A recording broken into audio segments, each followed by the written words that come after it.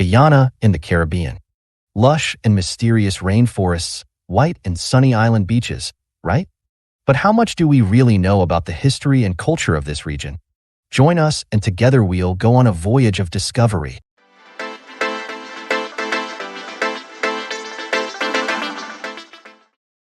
The Dutch West India Company, chartered in 1621, played a significant role in the colonization of Guyana.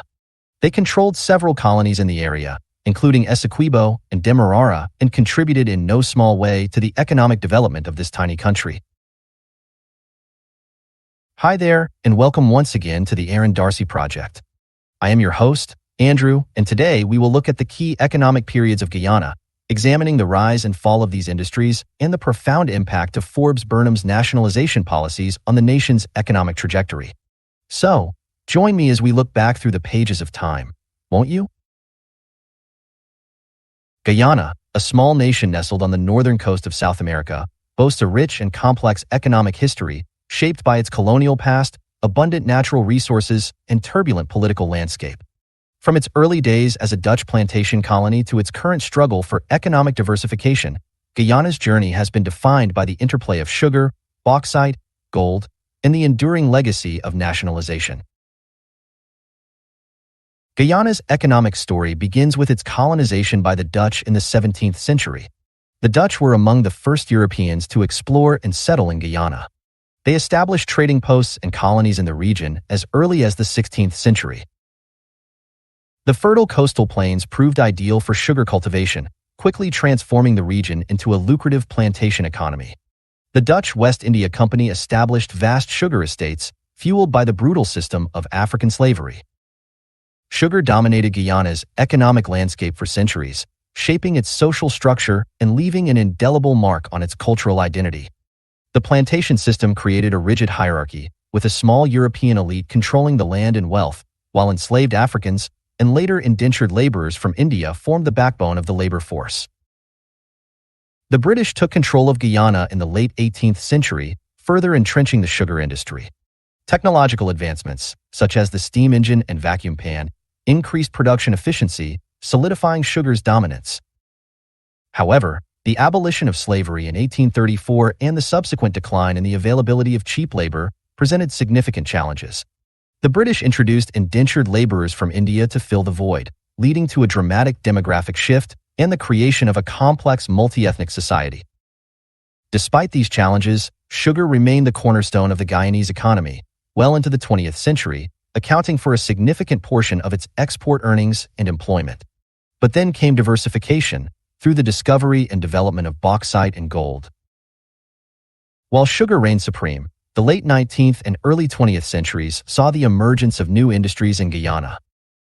The discovery of bauxite in the early 1900s marked a turning point in the nation's economic development. Foreign companies, primarily from Canada and the United States, invested heavily in bauxite mining and processing, establishing large-scale operations in the interior regions. Bauxite quickly became a major export commodity, contributing significantly to Guyana's GDP and providing much-needed employment opportunities. Alongside bauxite, gold mining also played a crucial role in Guyana's economic diversification.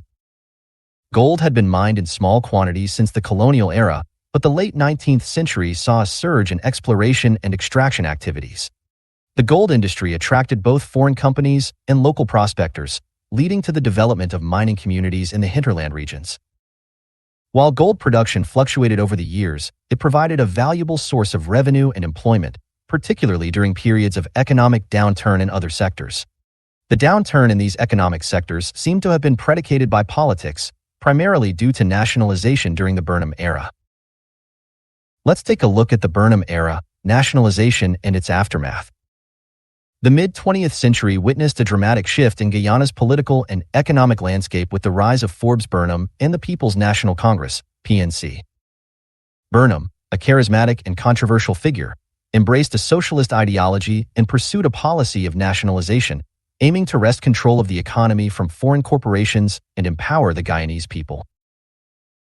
In the 1970s, Burnham's government nationalized the sugar industry, taking over vast estates and factories owned by foreign companies.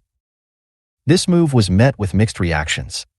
Supporters argued that it was necessary to address historical inequalities and ensure that the benefits of sugar production accrued to the Guyanese people. However, critics pointed to the lack of managerial expertise and the potential for political interference, which could undermine the industry's efficiency and productivity. The nationalization drive extended to the bauxite and gold industries as well.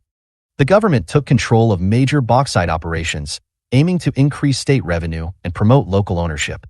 However, similar to the sugar industry, the bauxite sector faced challenges related to management and investment. The decline in global aluminum prices further exacerbated the difficulties, leading to production declines and financial losses. The gold industry also experienced significant changes under Burnham's rule. The government sought to regulate and formalize gold mining, curbing the activities of small-scale prospectors and promoting large-scale operations. While this approach was intended to increase revenue collection and environmental protection, it also led to tensions with local miners and communities who relied on gold mining for their livelihoods.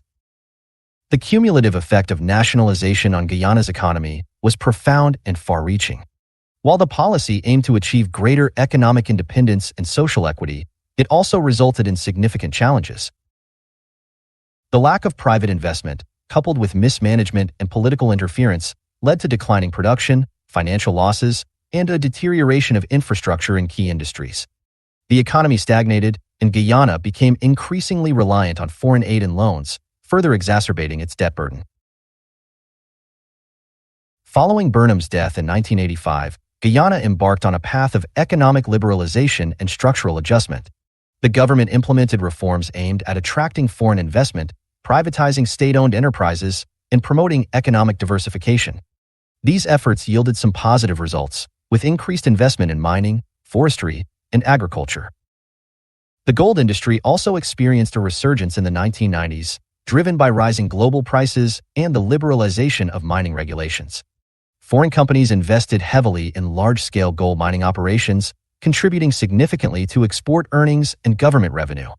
However, the gold boom also raised concerns about environmental degradation and the displacement of indigenous communities. The sugar industry, once the backbone of the Guyanese economy, continued to decline in the post-Burnham era. Despite efforts to modernize and restructure the sector, it faced numerous challenges, including high production costs, low global prices, and labor unrest. The government eventually made the difficult decision to downsize the sugar industry, closing several estates and laying off thousands of workers. However, in recent years, Guyana has witnessed a new wave of economic optimism with the discovery of significant oil reserves off its coast. The oil sector has attracted major international companies, and production is expected to increase substantially in the coming years. While the oil boom holds the promise of transforming Guyana's economy and improving living standards, it also raises concerns about the potential for corruption, environmental damage, and the so-called resource curse, where resource-rich countries often experience economic volatility and social inequality. Political wisdom is required for the continued growth of this country's economy. So, as we can see, Guyana's economic history is a tapestry woven with threads of colonialism, natural resource wealth, political change, and the enduring quest for sustainable development. From the sugar plantations of the Dutch era to the oil boom of the 21st century, Guyana has navigated a complex and often turbulent economic path. The legacy of Burnham's nationalization policies continues to shape the economic landscape, highlighting the challenges and opportunities associated with state intervention in key industries. As Guyana enters a new era of oil production, it faces both immense potential and significant risks. The prudent management of oil revenues, coupled with continued efforts to diversify the economy and invest in human capital, will be crucial to ensuring that the benefits of this newfound wealth are shared equitably and contribute to long-term sustainable development. The lessons learned from the past, particularly the challenges associated with over-reliance on single commodities and the complexities of state control, will be invaluable as Guyana charts its course towards a more prosperous and inclusive future. We at the Aaron Darcy Project will be keeping a keen eye on these developments and sharing our observations with our community. We hope you found today's episode interesting. Thank you for spending some of your valuable time with us. Please like and share our videos and offer your comments as well. Your honest reviews help us to create better content. We look forward to seeing you on the next episode of the Aaron Darcy Project. Goodbye for now.